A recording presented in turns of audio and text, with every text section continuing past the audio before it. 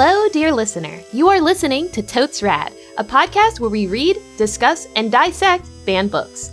I am one of your three hosts for this podcast, DaPurpleSharpie, and I am joined by composer and keyboard warrior, not the computer kind, Gemma Anderson. How are you doing today, Gemma? I'll tell you what, this chapter is going to turn me into the computer kind of keyboard warrior. Fantastic. I'm also joined today by game developer and states' right literalist, Jazz Pomegranate. Jazz, what type of rights are you even studying? Oh, well, I just think California should secede. Interesting. In this episode, we're dissecting Chapter 3 of White Rage by Carol Anderson, titled Burning Brown to the Ground. So inside of this chapter, we talk a lot more about what exactly Jim Crow looked like, specifically when it came to African American children, which I think is a very, very divisive conversation overwhelmingly, because currently inside of the United States of America, there's a very big conversation around the idea of, well, our kids should not learn this about our history, but they should learn this, specifically when it comes to the history of racism. And we hear a lot of conversations, especially recently, about what diversity, inclusion, and general looks like. Now, I wanted to ask you a question here, Jazz.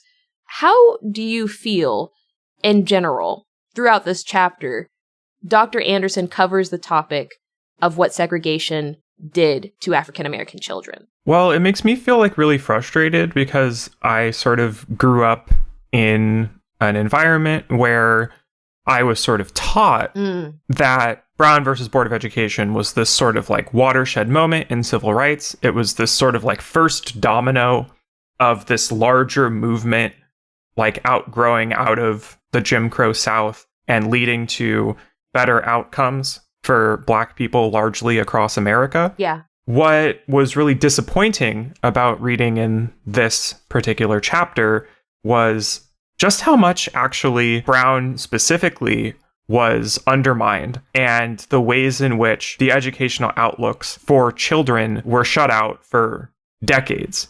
Even a delay of 4 years could affect someone's entire high school education. So seeing the ways in which the southern states continually undermined the effectiveness and the implementation of desegregating schools, it was really disappointing. So, Gemma, I want to give you a chance to chime in here. Did you take anything away from how segregation affected these African American children in the late 1900s and even well into some of the early 2000s, we find out at the end of this chapter? Oh, absolutely. I used to work in a school system, and I've seen the effects of overcrowding, of underfunding on kids. And here we're talking about that underfunding and overcrowding on a systemic scale throughout an entire region. As somebody who worked in the education system, in the school system, I've seen what an overcrowded classroom can do. Me personally, as a teacher, I was not very comfortable with any more than 25 kids in a single classroom. And over here, we've got 82 students per teacher is what we're talking about. Yeah.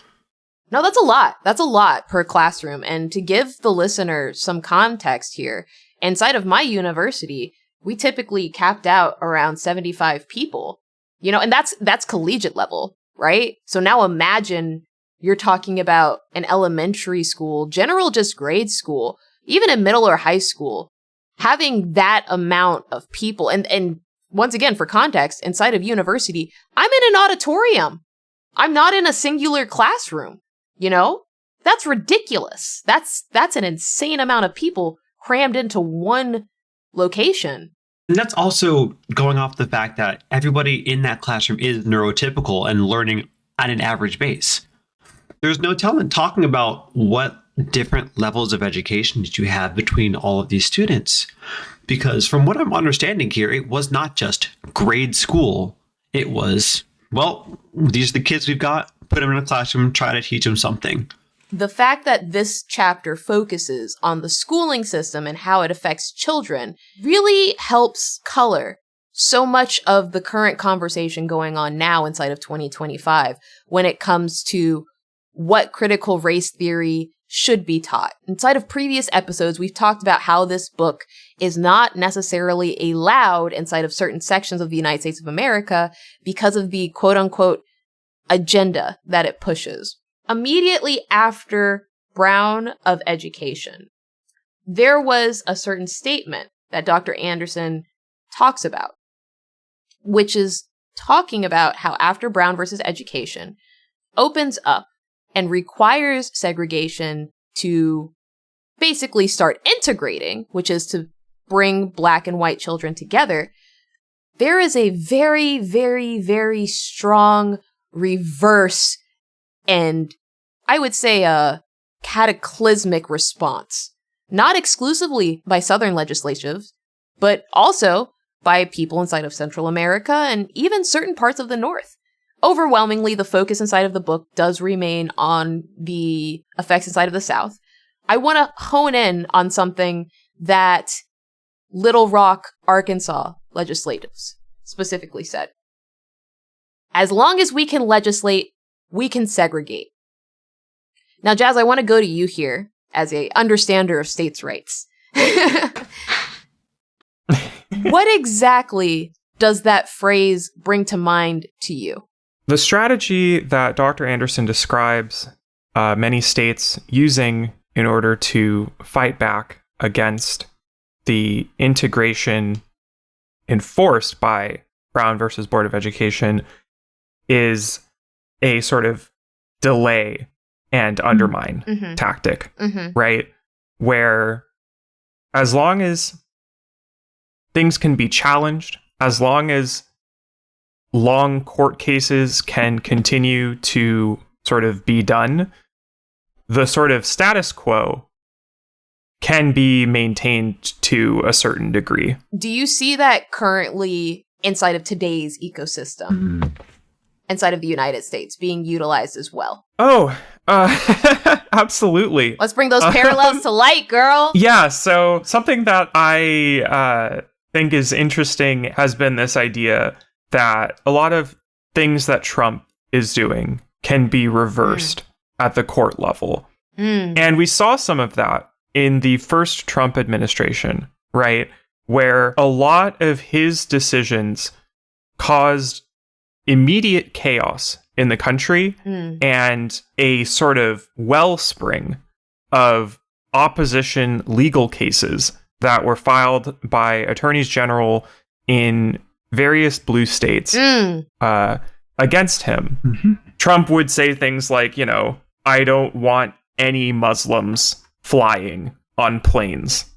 You know, maybe for a couple of days that is the case, but then court cases come out and there's like stays on the order and this long legal battle ensues. Now, sort of the problem with that is that Trump 1 was coming out of a very sort of like, I guess, relatively progressive era in American political history. I would argue one of the most progressive eras, specifically because even though the previous administration, which was heralded by Barack Obama, his policies weren't at all that radical inside of nature. His skin, however, was heavily politicized, specifically because of the black skin that he occupied. Oh, absolutely. There was also sort of the, whatever vestigally remained of the Voting Rights Act was like still a thing. And there was sort of this, because we had a black president, there was a sort of general sort of pervasive sense that our national identity was one of, if not anti-racism, at least post-racism. The concept of moving on during Barack Obama's presidency was very, very strong. Oh, absolutely. In the sense of maintaining the status quo, this sort of individual states doing acts of resistance and tying things up in courts was very effective at maintaining that sort of status quo of like, okay, you know, we're still on the tail end of like this black guy being president. We can't just like uproot like every single thing in this country that protects us from like racism. However, I would say that as we've gone through post-Trump 1, post the Biden administration, that sort of strategy is admittedly kind of like falling apart as a sort of new status quo has been put up.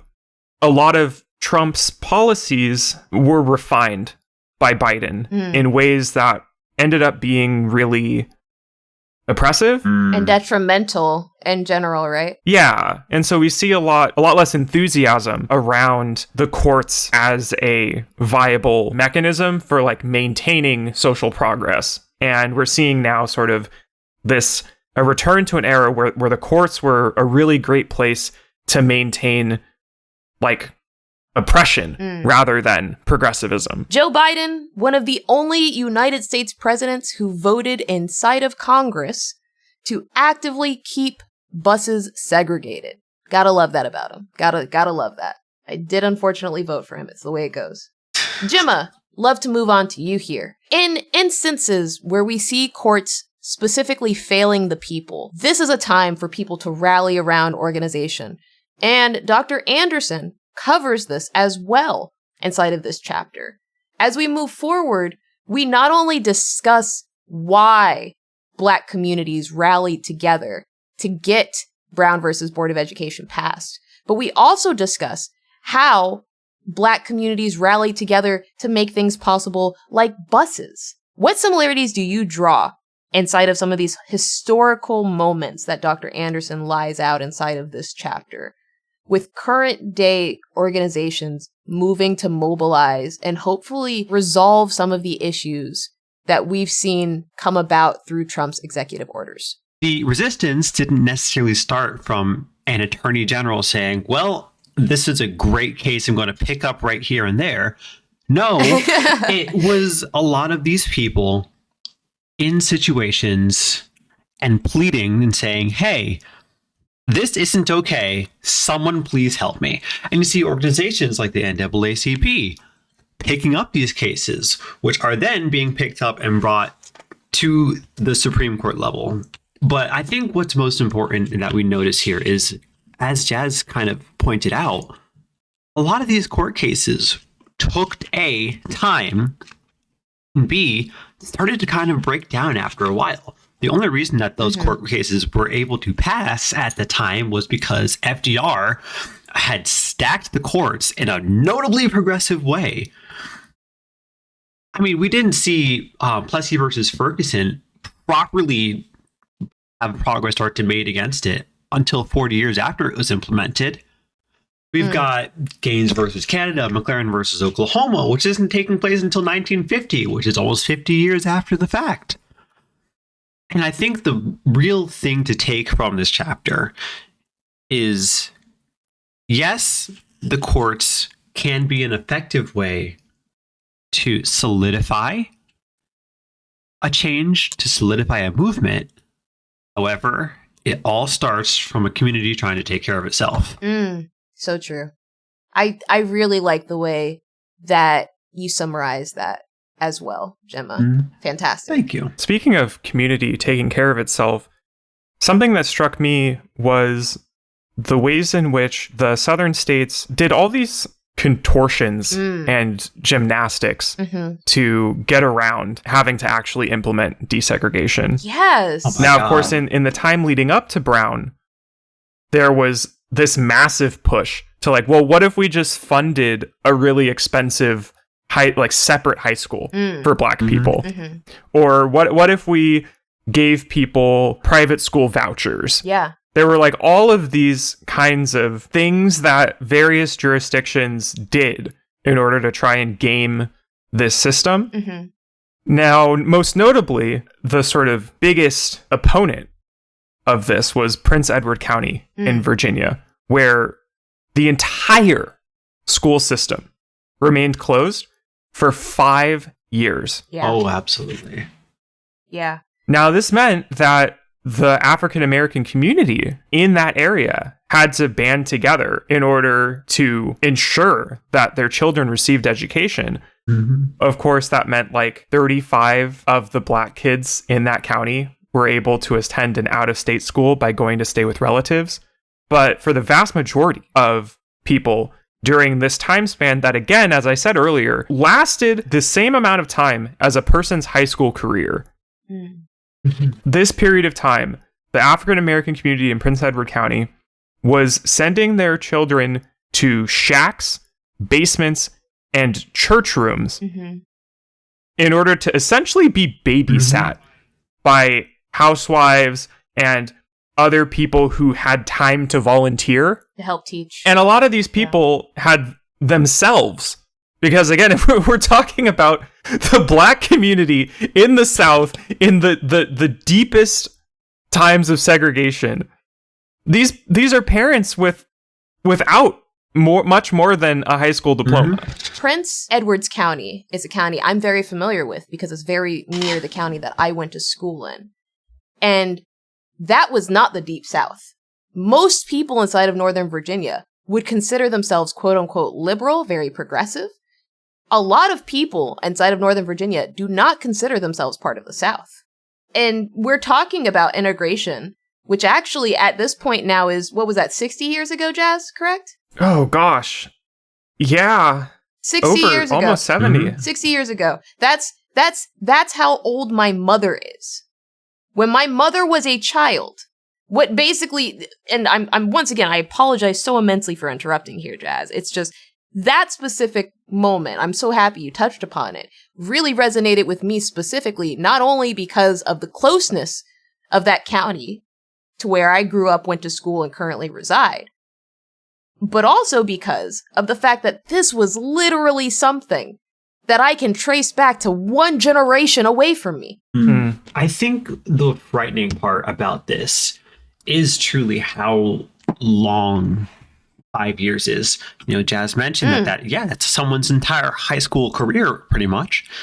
We saw something, not quite the level of segregation happen, but we did see insufficient education and how that crippled a community during the COVID pandemic. You know, you've got all these teachers who are doing the best that they possibly can to teach in an environment that they are not necessarily familiar with. And you're seeing parents who are not trained in education try to do what they can to supplement that, and it was largely insufficient. Yep. Now take that kind of damage, target it to a community, and imagine trying to find education, trying to find work in that community's future as those children grow up. The metaphor and the very possible imaginational scenario that you're using to equate this moment would be, imagine if COVID was intentional on the Black community. Pretty much. Okay. Sharpie, I got bad news.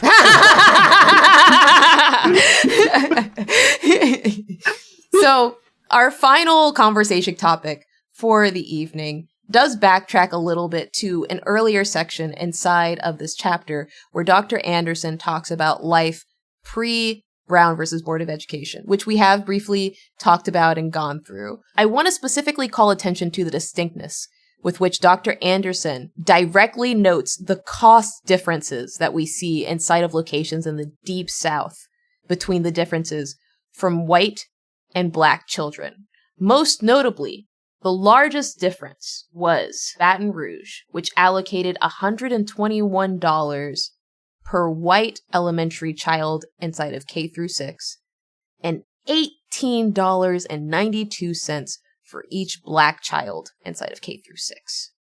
These dollar amounts put a distinct and very, very intentional price on what states thought the worth of each of these children were.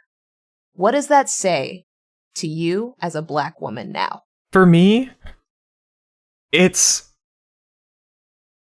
a sense of, what are we supposed to do? There's a quote here that talks about a charge that was leveled against Black parents as schools closed, as legal battles raged across the South in order to keep desegregation from happening. The charge was raised that Black parents were to blame for the interruption of their children's education, since Blacks had chosen integration over education, and that in this sense the federal courts and the NAACP were seen by white Southerners as aggressors. I don't know when I see a number like spending over $100 on a white kid and spending not even $20 on a black kid to handle their education. I don't see what else the community was supposed to do, because what was being offered was not education. It was barely education. It was a stopgap, a way to say on paper that they're servicing children. But I continue to be baffled by the irrationality of white rage as is presented in chapter after chapter of this book, where white America is more than willing to consistently not only shoot itself in the foot, but shoot itself in the face rather than allow a black person to get something that they don't feel like they deserve. That hit. Gemma, you feel like that hit? Because I feel like that hit. I need a moment. Right? And with that, dear listener, that will bring us to the end of this episode of the podcast. The easiest way to support the podcast is by leaving us a 5-star review on Spotify and Apple Podcasts. You can follow Gemma on Blue Sky or by visiting her website at gemmaanderson.com. Jazz is exclusively on Blue Sky at jazzpomegranate.bluesky.social, and you can find me, DaPurpleSharpie, on Blue Sky or my website at sharpiepls.com. The official podcast art was designed by sillymeowmax.bluesky.social, and our jazzy intro/outro music was composed by Gemma Anderson. Did you have an idea for a new book we should cover? Shoot us a message on Blue Sky at totesrad.bluesky.social and use the hashtag TotesRadPodcast. Until next time, dear listener, keep thinking. It'll help you one day.